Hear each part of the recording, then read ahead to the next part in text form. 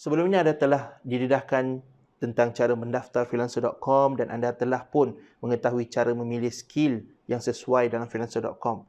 Jadi dalam lesen yang akan datang ini, iaitu lesen yang keempat, anda akan didedahkan tentang bagaimana untuk menghasilkan profil.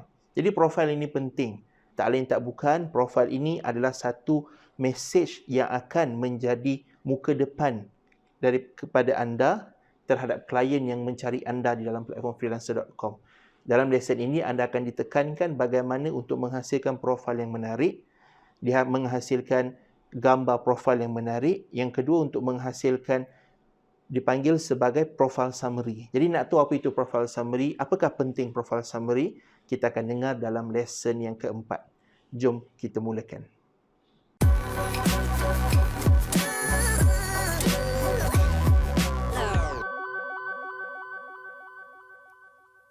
Selamat datang ke lesen yang keempat, iaitu Creating Freelancer Profile. Sebelum ini anda telah didedahkan dengan apa itu platform freelancer.com dan bagaimana cara untuk mendaftar sebagai freelancer di dalam platform freelancer.com. Baiklah, dalam lesen yang keempat ini, anda akan tahu macam mana cara untuk mengambil profile picture yang menarik. Dan yang kedua, anda akan mempelajari bagaimana untuk menulis professional profile summary.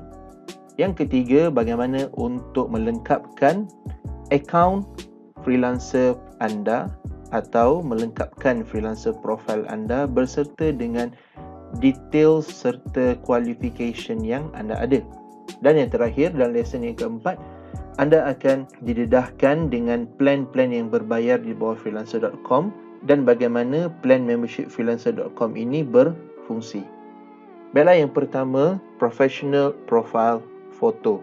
Jika kita lihat dalam akaun freelancer.com, kesemua freelancer akan diberi satu interface dipanggil sebagai profile, di mana di sini adalah tempat klien ataupun freelancer yang lain melihat profil anda sebelum bekerja ataupun sebelum berkomunikasi dengan anda. Dan di sini kalau anda lihat, gambar merupakan satu komponen penting dalam memberi first impression oleh pihak klien kepada akaun anda, selain daripada anda punya job title ataupun skill dan juga anda punya dipanggil sebagai professional profile summary. Jadi di sini kita akan fokus kepada bagaimana untuk menggunakan ataupun menghasilkan gambar yang menarik. Baiklah, gambar yang menarik akan memberi first impression yang bagus kepada klien, di mana gambar yang berbentuk profesional dan lihat kemas. Dan di sini anda akan mempelajari step-step yang mudah dan ringkas dan bagaimana untuk anda hasilkan gambar profil foto yang bagus. Yang pertama adalah dari segi pemakaian, iaitu proper attire. Pemakaian pakaian casual tidak salah, tetapi adalah lebih baik untuk anda memakai pakaian formal. Kalau seperti lelaki, seeloknya memakai baju kemeja ataupun memakai baju bercollar. Jika anda ada mempunyai sebarang coat ataupun blazer, anda boleh sarungkan untuk menampakkan lebih formal, di mana ini adalah contoh pakaian formal. Yang kedua adalah pastikan anda mengambil gambar di kawasan yang mempunyai lighting ataupun pencahayaan yang bagus. Pencahayaan yang paling bagus adalah menggunakan cahaya matahari ataupun natural light. Anda boleh ambil gambar pada jam 4 ke 6 petang di kawasan luar rumah ataupun luar pejabat, di mana pencahayaan di luar adalah lebih menarik berbanding di dalam pejabat ataupun di dalam rumah. Dan pastikan pencahayaan yang anda ambil tidak terlalu terang, kerana kalau terlalu terang gambar akan nampak panas ataupun gambar akan nampak terlalu cerah. Dan waktu yang sesuai untuk anda ambil gambar adalah pada jam 3 petang sehingga jam 4 petang ataupun suasana pagi pada jam 8 ke 10 pagi. So, contoh gambar yang mempunyai pencahayaan yang gelap adalah seperti ini, dan gambar yang menarik mempunyai pencahayaan yang terang adalah gambar seperti ini. Seterusnya adalah penggunaan background. Penggunaan background iaitu latar belakang gambar anda. Sewaktu anda ambil gambar, pastikan latar belakang anda latar belakang yang berwarna cerah ataupun berwarna terang. Kerana dengan gambar latar belakang yang berwarna cerah akan menampakkan gambar anda keseluruhan berwarna lebih cerah.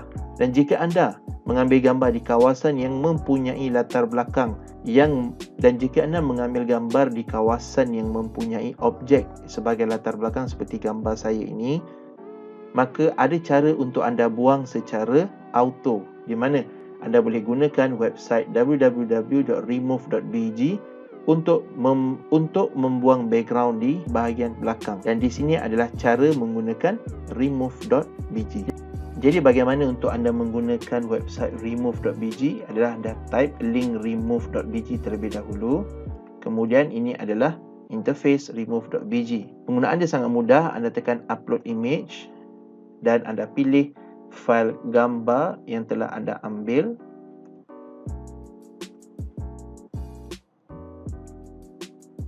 Website remove.bg akan membuang background secara automatik.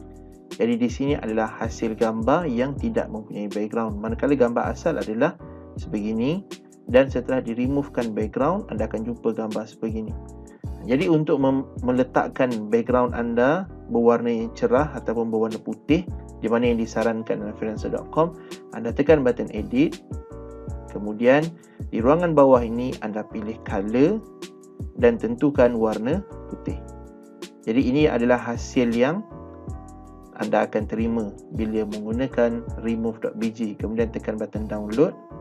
Anda boleh download image dan simpan di desktop untuk dijadikan sebagai profil freelancer.com. Baiklah, setelah anda menggunakan remove.bg, maka hasil gambar yang mempunyai background secara automatik akan bertukar gambar yang berwarna putih backgroundnya, di mana gambar yang mempunyai background putih akan kelihatan lebih pop up ataupun lebih menyerlah berbanding gambar yang mempunyai background.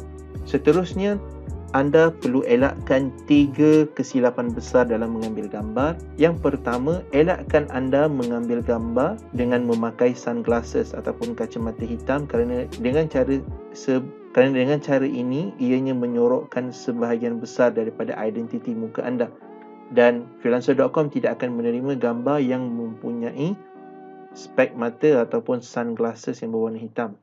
Seterusnya, anda jangan menggunakan gambar yang berbentuk selfie, kerana gambar selfie adalah tidak bagus dari segi proportion badan anda.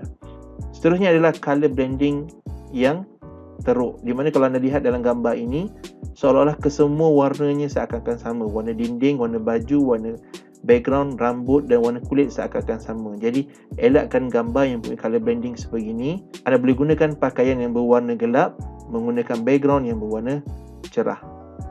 Dan seterusnya, elakkan gambar yang terlalu gelap, di mana carilah kawasan yang terang di bawah matahari ataupun di kawasan di bawah cahaya lampu yang sesuai agar gambar anda tidak terlalu gelap.